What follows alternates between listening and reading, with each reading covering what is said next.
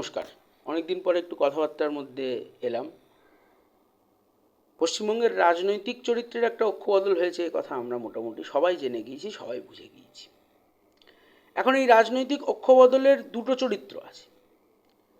একটা হলো সরকারে আসার প্রথম দিন থেকেই বিজেপি এবং বিজেপি পোষিতরা তারা একটা মব সন্ত্রাস তৈরি করেছে। আপনারা ইতিমধ্যে দেখে থাকবেন যারা একটু সোশ্যাল মিডিয়া করেন, যে একদিকে একজন নির্দিষ্ট ধর্মাবলম্বী মানুষ, তার বাড়িতে যদি অন্য কোনো ধর্মাবলম্বী মানুষ অতিথি হয়ে আসেন, সেটার উপর একটা মাতব্বরি খবরদারি করার একটা প্রয়াস আমাদের চোখে ধরা পড়েছে।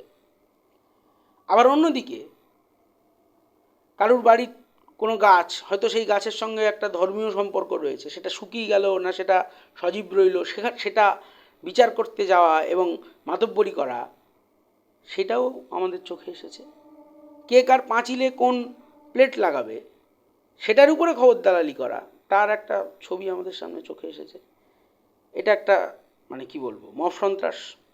অন্যদিকে সারা পশ্চিমবঙ্গের মানুষ মোটামুটি জানেন যে হকার উচ্ছেদ তার বাস্তবায়ন মোটামুটি এ রাজ্যের নতুন সরকার করে ফেলেছে। Dum Dum station, Sealdah station, Howrah station, major major যে সমস্ত জংশনগুলো আছে সেগুলোতে প্রত্যেকটাতে, এবং ছোট ছোট ছোট ছোট যে স্টেশনগুলো আছে সেখানেও নোটিশ দিয়ে হকারদের উচ্ছেদ করা একটা প্রক্রিয়া। এটা সারা ভারতবর্ষে বিজেপি একটা পুঁজিপতি রাজনৈতিক দল। তাদের প্রধান উদ্দেশ্যই রাষ্ট্রের যে ওয়েলফেয়ার চরিত্র, রাষ্ট্রের যে জনমুখী চরিত্র, সেটাকে ধ্বংস করে রাষ্ট্রকে একটা কনজিউমার স্টেট, অর্থাৎ সেখানে মানুষের সঙ্গে রাষ্ট্রের সম্পর্ক যাতে ক্রেতা বিক্রেতা সম্পর্ক হয়, সেইটার দিকে দেশকে নিয়ে যাওয়া। এটা বিজেপির একটা উদ্দেশ্য, এটা রাজনৈতিক উদ্দেশ্য, সেটা তাদের পলিটিক্যাল এজেন্ডা।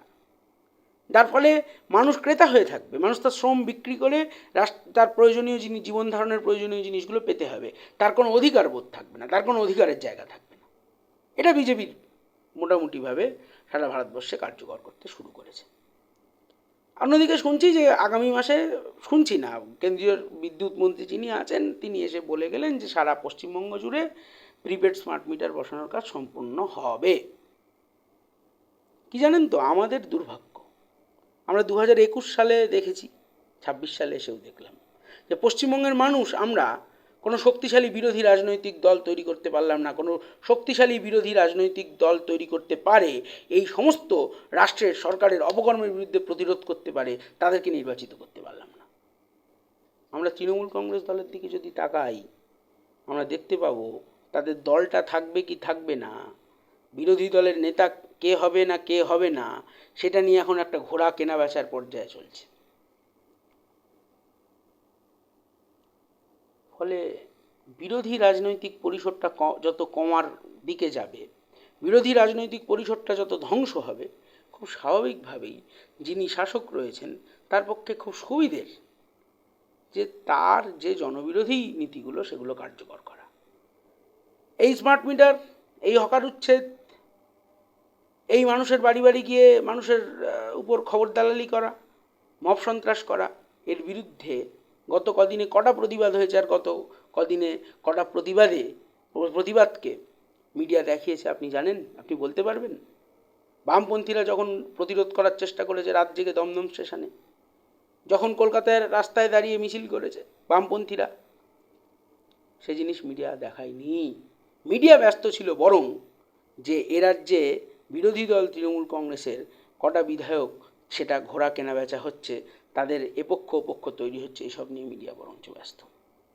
খুব দুর্ভাগ্যের কথা, খুবই দুর্ভাগ্যের কথা। গ্রামীণ কৃষিক্ষেত্র, সেখানে যে গোপালনটা একটা ক্ষেত্র, সেই ক্ষেত্রকে পুরো ধ্বংস করে দেয়া হলো, আমরা দেখতে পেলাম। গরিব হকার, তার রুজি রুটি সেটা কেড়ে নেওয়া হলো, আমরা দেখতে পেলাম। গরিব হকার মানে তো শুধু গরিব হকারের রুজি রুটি নয়, সেই গরিব হকারের রুজি রুটির সঙ্গে জড়িয়ে থাকে আমাদের মতো মানুষ যাদের গোটা কলেজ জীবনটা কেটেছে শিয়ালদা স্টেশনে, দমদম স্টেশনে, সেখানে হচ্ছে গিয়ে কম টাকার খাবার কিনে গলদকরণ করে পেট ভরাতে। গরিব হকার মানে শুধু গরিব হকারের রুজি রুটি নয়, অসংখ্য রেলযাত্রী রয়েছেন যারা কর্মক্ষেত্রে যান, যাদের উপার্জন তথাকথিতভাবে উচ্চবিত্ত নয়, সবাই সমাজে উচ্চবিত্ত নয়, বিশেষত একটা পুঁজিবাদী রাষ্ট্রে সবাই উচ্চবিত্ত হবেন না, এটাই খুব স্বাভাবিক। সেই সমস্ত হাজার হাজার রেলযাত্রী তাদের গলদকরণের পেটের ক্ষুধা খুন্নি নিবৃত্তির প্রয়োজনীয় খাবার এই গরিব হকার জুটিয়ে গেছে। তাই গরিব হকার উচ্ছেদ হওয়া মানে আমাদের খিদেটাকে উচ্ছেদ করার একটা চেষ্টা।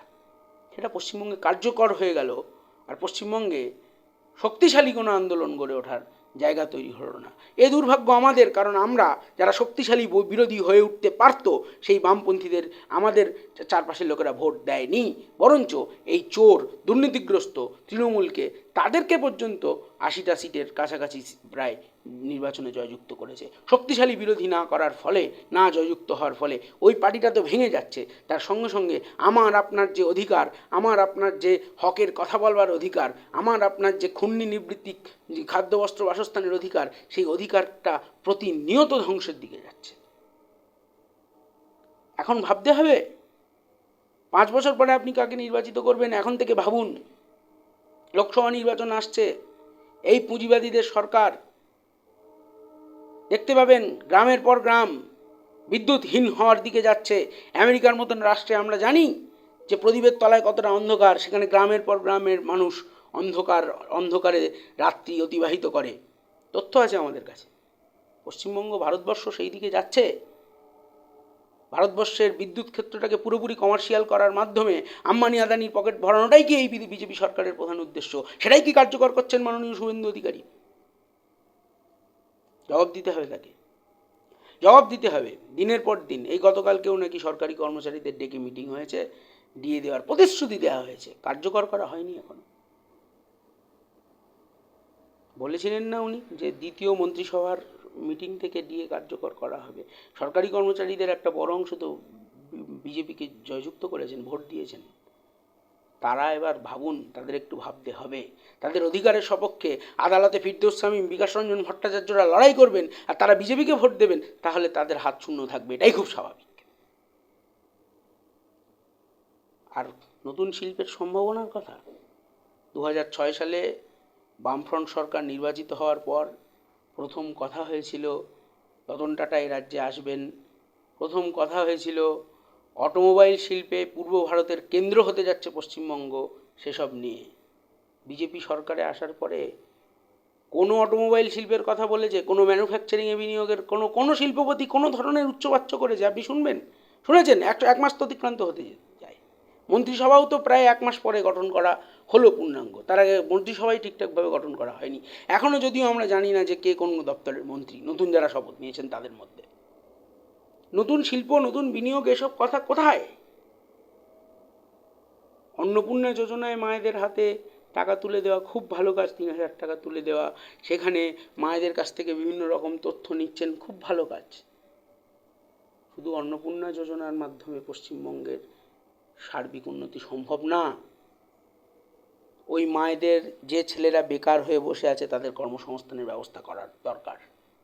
হকার উচ্ছেদ করছেন, পথ হকারদের উচ্ছেদ করছেন, রেল হকারদের উচ্ছেদ করছেন, কম টাকায় মানুষ খেতে পারবে সেই অধিকার কেড়ে নিচ্ছেন। ব্লিঙ্কিট, জোম্যাটো এ রাজ্যের ভবিষ্যৎ, এটাকে আপনারা ঠিক করছেন। তাহলে জেনে রাখুন, বিজেপি 5 বছর পরে আপনাদের সরকার থেকে পশ্চিমবঙ্গের মানুষ বিদায় দেবে, যেভাবে তৃণমূলকে বিদায় দিয়েছে। একটু প্রস্তুত হন আপনারা। দিনের পর দিন সরকারে আসার পর থেকেই মানুষের উপর অত্যাচার, মানুষকে ভয়ভীতি দেখানো, এসব বন্ধ করুন। শিল্পের কথা ভাবুন, কর্মচারীদের দিয়ে দেবেন কীভাবে সে কথা ভাবুন। মানুষের অধিকার যদি সুনিশ্চিত না থাকে, আর মানুষকে তার জীবিকা থেকে যদি উচ্ছেদ করার একটা প্রয়াস ধারাবাহিকভাবে যদি করবেন বলে মনে করেন, আর পশ্চিমবঙ্গটাকে একটা কমার্শিয়াল স্টেট, এখানে কোনো মানুষের অধিকারের কোনো জায়গা নেই, এটা যদি আপনারা বানানোর চিন্তাভাবনা করে থাকেন, তাহলে আপনাদের বুঝতে হবে যে খাদ্য আন্দোলন এই মাটিতে হয়েছে, তেভাগা আন্দোলন এই মাটিতে হয়েছে। নতুন কোনো আন্দোলন, নতুন কোনো শ্রেণী আন্দোলনের কথা মানুষ যদি ভাবে, তাহলে কিন্তু আপনাদের বিপদ আছে। 2024 সালের 14ই আগস্ট মধ্যরাতে গোটা পশ্চিমবঙ্গের মানুষ একসঙ্গে জেগে উঠেছিল জাস্টিসের দাবিতে, বিচারের দাবিতে। আবার প্রয়োজনে দখল হবে, আবার প্রয়োজনে রাস্তা দখল হবে। আবার প্রয়োজনে মানুষ জেগে উঠবে, কিন্তু সরকারে আসার সাথে সাথেই মানুষকে উচ্ছেদ করার এই প্রচেষ্টা, এই জিনিস আপনাদের পক্ষে সুখকর হবে না। মিলিয়ে নেবেন। আমার আজকের কথা এটুকুই। নমস্কার।